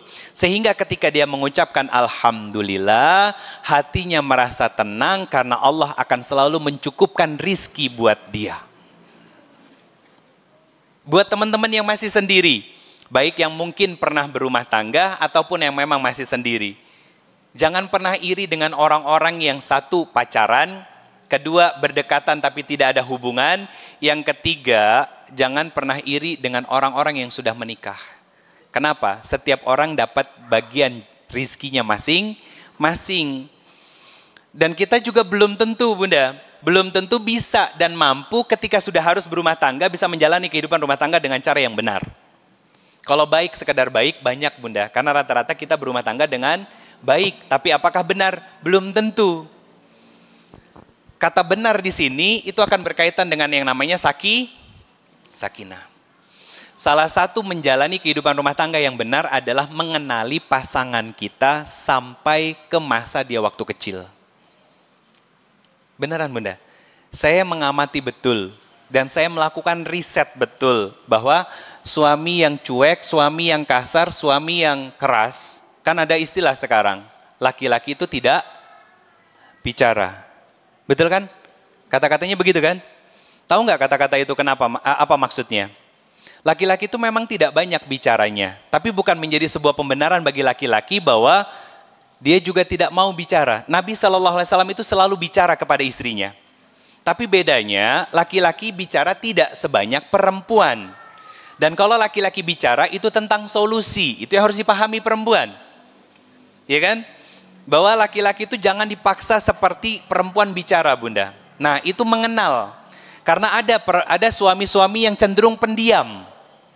Kenapa dia pendiam? Karena dia waktu kecil jarang diajak diskusi sama bapaknya, akhirnya tidak terbiasa untuk bicara, tidak terbiasa untuk mengeluarkan pendapat. Tapi di balik suami yang pendiam ini, dia mau bantuin tugas rumah, dia sayang sama anak, dia selalu memberikan rizki yang halalan thayyiban. Itu fokusnya, Bunda.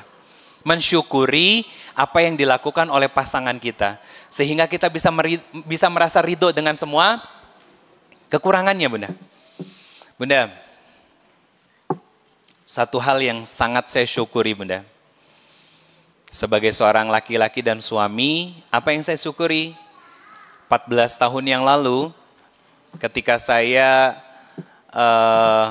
menjadikan istri saya sebagai istri buat saya, Bunda. Dan ternyata saya dapati seorang wanita rumahan yang tidak pernah tersentuh oleh laki-laki manapun. Orang rumahan, Bunda. Orang rumahan. Jadi makanya dia senang di rumah. Tapi kalau ditinggal sama saya pasti sakit. Pasti sakit. Dan jadi sehat lagi kalau saya pulang. Itu manusiawi. Bunda juga gitu kan? Ketika ditinggal sama suami dinas keluar kota, ya kan? Itu apa? Itu karena jiwanya sudah melekat. Susah tidur, ya kan? Kenapa? Biasanya ada backsound aneh terdengar di samping kuping. Kerek maksudnya, ya. Tiba-tiba mendadak nggak ada, kan hilang, iya kan? Kan nggak terdengar. Biasanya agak gelisah, susah tidur. Kalau sudah hari-hari susah tidur, kesehatannya menurun. Nah, saya dulu adalah seorang pekerja kantoran di Jakarta, nakal, dapat istri yang solihah. Syukur besar buat saya, Bunda. Makanya, Bunda, sekarang cari dalam diri kita kesyukuran apa yang bisa kita lipat gandakan terhadap suami kita. Ada suami yang senang bantuin istri, ada. Ada yang suami yang selalu ketika pulang kerja selalu pulang ke rumah, nggak nongkrong kemana-mana, ada. Ada suami yang ketika dia mau keluar harus ditemanin sama istrinya, karena nggak nyaman kalau tanpa istrinya, ada. Syukuri itu, Bunda. Syukuri itu dengan sebenar-benarnya syukur sehingga kita lupa bahwa suami kita punya kekurangan. Sebagaimana Rasulullah mengatakan kepada para sahabat yang lain bahwa rasa cintaku kepada Khadijah itu rizki dari Allah. Sehingga saking cintanya Rasulullah kepada Khadijah, sampai Rasulullah itu tidak pernah ingat bahwa Khadijah adalah seorang wanita yang pernah menikah 2 kali sebelumnya. Coba bayangin begitu, Bunda. Berarti Rasulullah itu membayangkan Khadijah itu sebagai seorang wanita yang menikah dengan Rasulullah dengan status gadis. Gak kebayang bunda. Artinya kekurangannya itu tidak tampak di mata kita. Akhirnya apa? Kita belajar untuk ridho, menerima. Ridho itu artinya puas. Jadi ridho itu bukan ikhlas. Bukan. Ridho itu artinya puas. Puas apa? Puas dengan semua yang Allah berikan, itu terbaik dari Allah. Puas dengan semua apa yang Allah ambil, itu yang Allah inginkan. Jadi dia ngerasa puas bunda. Makanya dia gak gampang sedih. Gak gampang baper, gak gampang kecewa, gak gampang sakit hati. Akhirnya apa? Ketika dia sudah merasa puas dengan semua pemberian dari Allah, baik kesenangan, baik kesedihan, baik ujian, baik kebahagiaan dan lain sebagainya, akhirnya apapun yang keluar dalam kehidupan dia, mobil keserempet penyok, alhamdulillah ya Allah, bapak nggak apa-apa gitu, ibu mohon maaf dan lain sebagainya, nggak apa-apa, mobil saya bisa didandanin di bengkel, kalau bapak nggak ada tempat bengkel ngedandaninnya, yang penting bapak nggak apa-apa, itu ikhlas melepas, sampai pada level itu bunda, susah ya, susah, nah itu butuh latihan, dan itu hanya bisa dilakukan oleh seorang yang punya jiwa yang tenang. Suami pulang, uring-uringan gitu kan. Cuman bilang dalam hatinya, dengan kondisi suami yang uring-uringan, marah-marah ya kan. Muka ditilep segala macam ya kan.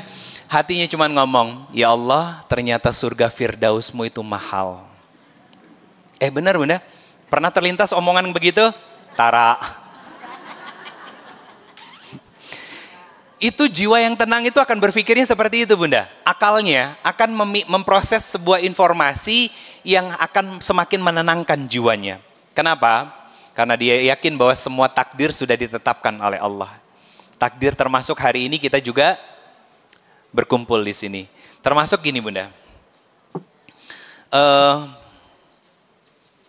Ada seorang sahabat, beliau adalah juru khutbah. Jadi khotibnya Rasulullah SAW. Saya lupa namanya. Ada koisnya gitu, ya. Saya lupa. Nanti kalau saya ingat saya sebut namanya secara lengkap. Nah, seorang sahabat ini namanya Kois lah, sebut ya. Saya lupa benar bunda. Nah istrinya itu komplain kepada Rasulullah SAW. Apa komplainnya? Ya Rasulullah, suami saya adalah orang saleh. Dan dia adalah khatibnya engkau ketika bersafar. Jadi beliau ini selalu menjadi khatib ketika bepergian bersama Rasulullah bunda. Apa komplainnya sama Rasulullah? Ya Rasulullah, boleh nggak saya cerai sama suami saya?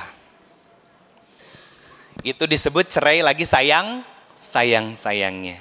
Ditanya sama Rasulullah, kenapa ingin bercerai dengan suamimu? Apa jawab dari wanita ini? Ya Rasulullah, saya takut ada ketidakbersyukuran di dalam hati saya. Kenapa demikian? Jadi istrinya ini bunda, istrinya ini sering melihat suaminya kalau lagi duduk-duduk dengan sahabat yang lain, itu berbeda dari sahabat yang lain. Sahabat yang lain rata-rata tinggi besar, suaminya pendek. Yang lain, sahabat yang lain kulitnya bersih, suaminya gelap kulitnya. Takut terlintas di dalam benak dan pikiran saya membandingkan suami saya dengan sahabat-sahabat yang lain sehingga saya tidak bersyukur dengan suami saya. Akhirnya diizinkan nggak bercerai sama Rasulullah? Diizinkan. Apa pelajaran yang saya bawa? Bun, itu perempuan bukan perempuan biasa, bukan perempuan yang kufur, bukan perempuan yang mau mengabaikan suaminya, bukan perempuan yang menyia-nyiakan suaminya. Saya katakan bukan. Dia adalah wanita solihah yang menjaga hatinya jangan sampai kufur kepada Allah lewat kufur kepada suaminya. Pertanyaan saya, sudah berulang kali berapa banyak kita kufur sama suami? Beda level ya. Saya masih penasaran namanya bun. Saya punya catatannya kisah ini. Jadi kisah-kisah seperti itu tuh sering saya catat di notnya saya. Namanya itu Sabit bin Qais. Sabit bin Qais. Jadi seorang sahabat yang dia adalah khatibnya Rasulullah. Diceraiin sama istrinya. Bukan karena suaminya selingkuh, bukan karena suaminya cuek, bukan suaminya kasar, bukan. Suaminya orang solih, sahabat Nabi, dijamin surga oleh Rasulullah SAW, ya kan? Tapi minta cerai karena istrinya pengen menjaga hatinya, hati istrinya sendiri, hati dia, takut gak bersyukur sama suaminya karena kondisi dan keadaan suaminya. Pertanyaan saya, sudah berapa banyak kita gak bersyukur sama suami? Jawab, Man. Serius saya nanya lah. Bukan berarti bunda harus minta cerai sama suami. Bukan ke situ ya. Bukan. Maksud saya ini perempuan solehahnya Masya Allah. Menjaga hatinya. Menjaga hak-hak suaminya. Bunda, kita semuanya sedang berikhtiar menjadi soleh dan soleha. Seberapa sering kita tidak bersyukur sama suami. Dan melupakan semua kebaikan-kebaikan suami. Apalagi kalau suami sedang melakukan satu kesalahan sepele. Sehingga kesalahan dan dosa bertahun-tahun yang lalu dibaca sama kita, bunda. Beda level, bunda. Makanya ayo kita naik levelnya menuju wanita yang lebih banyak melihat kebaikan-kebaikan suami, bersyukur sebanyak-banyaknya pada kebaikan suami. Jadi gini, bunda. Susah dihapus ya. Oke. Apa yang mau saya lakukan? Iya, bukan mutar whiteboardnya, bukan bunda. Yang saya mau lakukan adalah menurunkan level cukup dalam hidup kita. Diturunin. Dan level cukup kita itu jangan dibandingkan dengan orang lain. Gak akan pernah sama. Karena ujiannya juga beda. Maka lihatlah diri kita dan pasangan kita. Pantaskan diri kita berada di level mana kita merasa cukup. Suami gaji, 10 juta. Kebutuhan rumah, jajan anak dan lain sebagainya 7 juta. Maka yang 3 juta simpan. Simpan untuk apa? Simpan untuk kebutuhan kita. Mungkin bisa dengan cara menyenangkan orang tua, membahagiakan orang tua, ngajak jajan orang tua. Silahkan. Tapi jangan pernah bunda, ketika level gaji suami naik jadi 20 juta, jangan sampai kebutuhan hidup kita juga jadi 14 juta. Pasti nggak akan pernah cukup. Kenapa? Karena gaya hidupnya naik, level cukupnya tidak lagi berada di tempat yang seharusnya, tapi ikutan naik. Sehingga semakin berkurang nilai syukurnya, ya, dan akan semakin jauh kata ikhlas ketika sesuatu tuh hilang dalam kehidupannya. Itu kenapa jiwa kita perlu untuk dikasih makan terus setiap hari dengan amal soleh yang berkualitas. Nggak usah jauh-jauh bunda, perbaiki dulu ini dulu, yang namanya sholat. Sholat itu ibadah fisik apa ibadah hati? Ya, salah. Sholat itu ibadah hati bunda. Dilakukannya juga dengan fisik. Nah, kenapa saya katakan sholat itu ibadah hati? Bunda pernah sholat sama imam yang membaca kayak katakan 8 rakaat sholat malam plus 3 witir tapi 1 juz. Pernah? Capek nggak? Kenapa nggak capek? Karena berdiri di atas keimanan. Di mana keimanan berada? Di dalam hatinya. Tapi ada orang-orang yang abis itu nggak datang lagi ke tempat itu karena ngerasa cangkel. Nah itulah orang-orang yang sholat dengan fisiknya. Bunda, yang pernah umroh, yang belum saya doakan semoga Allah undang dan menjadi tamunya Allah Subhanahu Wa Taala. Bacaan imam-imam di Masjidil Haram waktu subuh biasanya lebih panjang daripada waktu-waktu biasanya. Ngerti tuh? Nggak ngerti. Tapi kalau imamnya nangis, ikut nangis nggak? Ikut nangis. Kenapa? Karena kita meresapi dengan hati kita. Karena saat sholat kita beribadah dengan hati kita, bukan hanya dengan fisik. Kalau dengan fisik pasti nggak akan mampu bunda. Kalau fisik nggak akan mampu. Makanya Nabi SAW kakinya bengkak. Karena nggak akan mampu, punya batas. Tapi kalau kita berdiri di atas iman kita, mau selama apapun pasti akan nikmat. Kalau sudah nikmat seperti itu, yang bahagia hati atau fisik? Hatinya bahagia, maka fisiknya akan sehatnya fisik. Jadi kebayangkan sekarang kenapa ada orang yang gampang stres, tensi darah naik, jantungan, stroke, dan lain sebagainya. Sebenarnya sederhana bunda, perbaiki dulu di kondisi hatinya. Ya, Perbaiki dulu kondisi hatinya. Demi Allah saya katakan, perbaiki dulu kondisi hati. Bukan berarti saya melarang Bunda untuk ke dokter, bukan. Bukan saya anti dokter, bukan. Maksud saya, ya, itu kenapa ada ayat di surat Asy-Syura Asy-Syu'ara ayat 80. Apa kata Allah? Wa iza maridtu fahuwa yasfi'in. Kalau aku sakit, maka Allah yang menyembuhkan aku. Maka apapun penyakitnya kita, Allah dulu yang dicari, Bunda. Allah dulu yang dicari dulu, bukan langsung dokternya yang dicari. Dokter juga malah nanya sama kita, "Ibu, apa keluhannya?" Katanya dokter, kok nanya? Berarti kita bisa cerita kepada Allah yang tidak pernah nanya apa masalah kita, karena Allah yang tahu dan maha tahu. Betul kan? Harusnya begitu. Akhirnya apa? Kalau sudah mengembalikan semuanya hanya kepada Allah, apapun masalahnya, nggak mungkin kalau nggak tenang. Yang dicarinya Allah, maka sholatnya ditegakkan, wiridnya dikerjakan, tirakatnya dilakukan, ibadahnya makin berkualitas. Akhirnya apa? Fisiknya sehat karena jiwanya senang dan bahagia.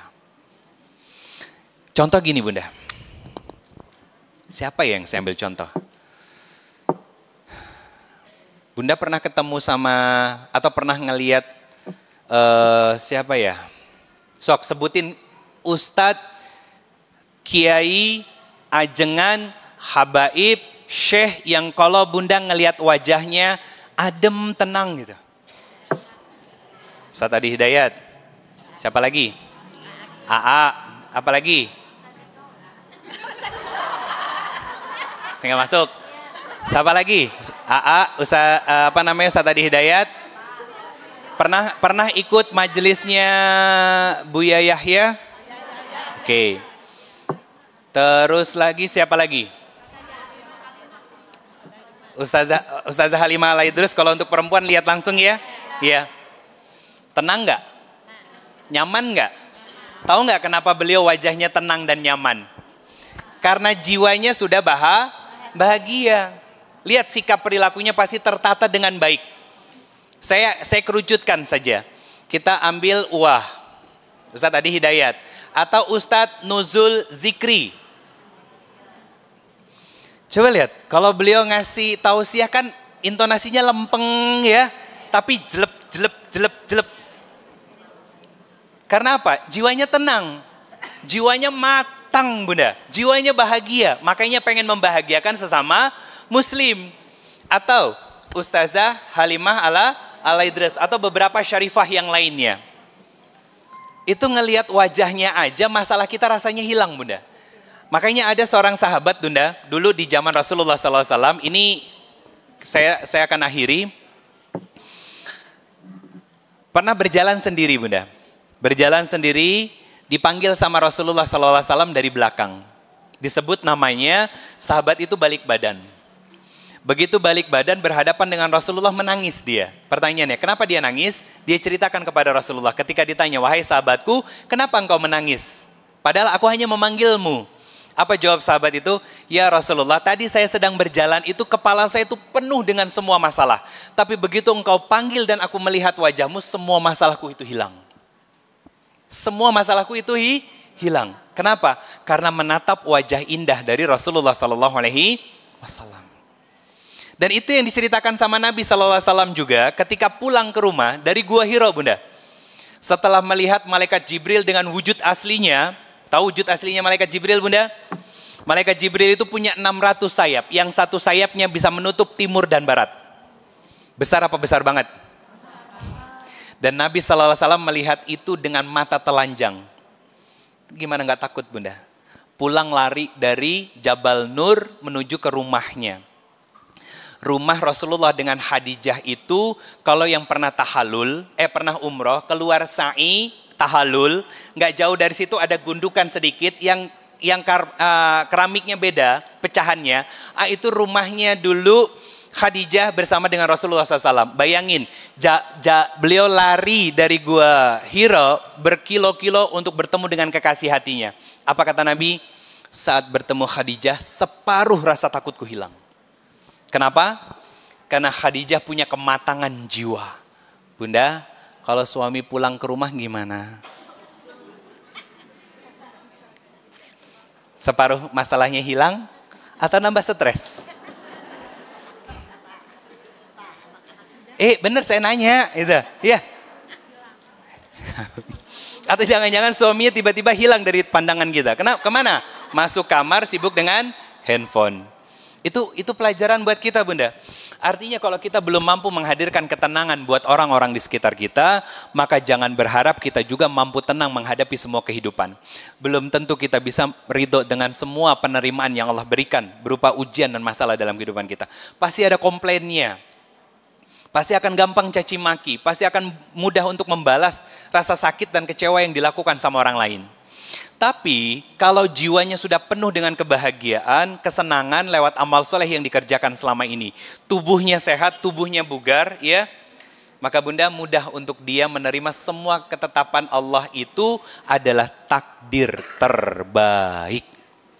Dan itu bentuk kasih sayang dan cintanya Allah sama kita.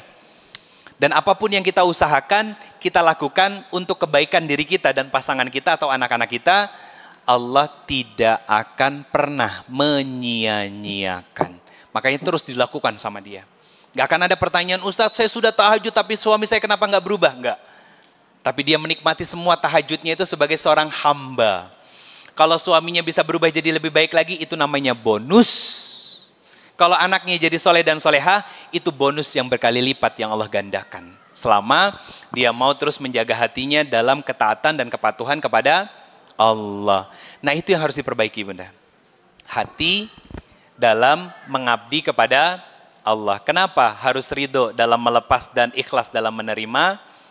Atau ridho dalam menerima atau ikhlas melepas? Satu, semua takdir Allah itu baik. Yang kedua, kalau ada takdir buruk yang terjadi, Allah sedang menggugurkan dosa-dosa kita. Atau kalau ada takdir yang buruk terjadi dalam kehidupan kita, nomor 3, Allah sedang mengajarkan kepada kita agar tidak berperilaku dan berbuat yang sama terhadap orang lain. Yang keempat, apalagi? Karena Allah pengen meninggikan derajat kita. Karena kata Nabi SAW, setiap hamba itu punya derajat-derajatnya masing-masing di dalam surganya Allah Subhanahu Wa Taala. Dan derajat-derajat itu, Bunda, tidak bisa kita tempati hanya dengan pahala sholat, sedekah, tilawah Quran yang nggak seberapa. Maka kata Imam At-Tabrani meriwayatkan hadis ini, Allah pasti akan menguji hamba-hamba tersebut agar bisa mendapatkan kedudukan itu. Jadi Bunda, kita semua pasti diuji. Saya diuji, Bunda semuanya diuji dengan macam-macam ujian. Maka pastikan saat diuji, belajarlah untuk terus bersandar kepada Allah, berdoa kepada Allah agar ditolong dan ditemani oleh Allah, dan jangan sampai kita kurang-kurangin baik sangkanya kita kepada Allah Subhanahu wa Ta'ala. Itu yang bisa saya sampaikan, Bunda, tentang mengenal siapa diri kita, ya, sehingga Bunda bisa paham sekarang kan kenapa ada orang-orang yang mereka atau mungkin kita, ya, yang bagus amal solehnya, kelihatannya bagus, amal solehnya banyak, tapi ternyata masih melakukan kemaksiatan. Karena bisa jadi amal soleh yang dikerjakan belum berkualitas. Berkualitas itu maksudnya gimana? Contoh, kenapa saya sebutkan tadi sholat, berarti Bunda harus memahami bacaan sholat dari takbir sampai salam. Dan itu amanah yang pernah saya sampaikan di tahun yang lalu. Masalah diamalkan atau tidak itu kembali kepada Bunda semuanya. Karena ilmu yang didapatkan sama Bunda akan dihisap sama Allah, dari mana ilmu itu didapat dan kemana ilmu itu diamalkan. Ya. Nah kalau ternyata Bunda selama ini ngaji di sini tidak ada perubahan sama sekali dalam kualitas hidupnya, berarti itu sejalan dengan tidak adanya peningkatan kualitas amal soleh. Tapi kalau Bunda sudah ngaji di sini bertahun-tahun dengan guru yang berbeda-beda, ya, sabarnya makin lapang, mudah memaafkan, besar pemaklumannya, berarti Bunda sudah mengamalkan amal soleh yang didapat di majelis ini dan meningkatkan bukan hanya sekedar melepas kewajiban, tapi melakukan amal soleh yang berkualitas. Sederhana kok Bunda indikatornya, sederhana. Jadi kalau Bunda makin terjaga lisannya, makin baik perbuatannya, makin baik sikapnya, berarti mengamalkan ilmunya. Tapi kalau ucapan lisannya masih begitu-gitu aja, sikapnya masih begitu-gitu aja, perbuatannya masih begitu-gitu aja, maka selama ini ilmunya hanya menjadi sebatas pengetahuan. Jadi wajar kalau Bunda belum mampu untuk ridho dengan semua ketetapan Allah dan belum bisa ikhlas ketika apa-apa yang Allah ambil dalam kehidupannya Bunda. Barakallahu fikum, itu Bunda yang bisa saya sampaikan. Mangga kalau ada yang ingin bertanya silakan. Saya kembalikan lagi ke moderator. Jazakumullah khairan kasir. Hadanallahu wa ikum ajmain. Assalamualaikum warahmatullahi wabarakatuh.